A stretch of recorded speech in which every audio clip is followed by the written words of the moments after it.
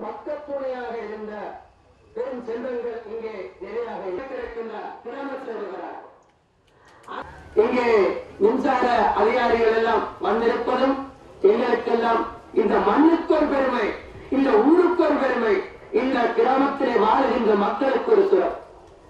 அந்த சிறப்புக்கு நம் வித்தகனாக நாங்கள் ஒரு ஒளிவள்ளியாக ஞான உதயமாக வருகிறந்திருக்கின்ற அமைச்சருடைய அந்த பிரதிபலிப்பு எனக்கு மிக மிக மகிழ்ச்சியை தருகிறது.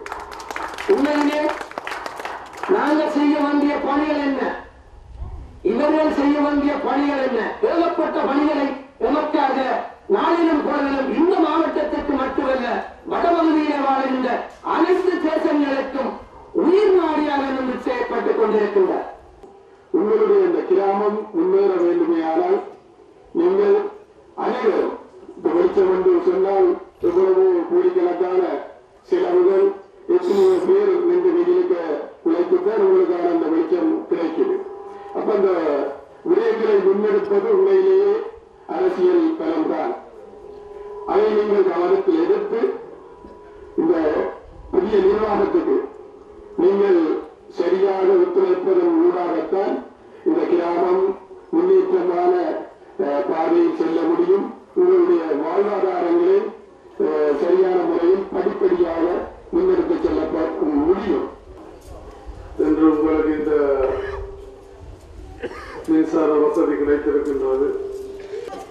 தென்னிலங்கையில கூட பல இடங்கள் இருட்டில் மூழ்கி இருக்கின்றது மின்சாரம் இல்லாமல்.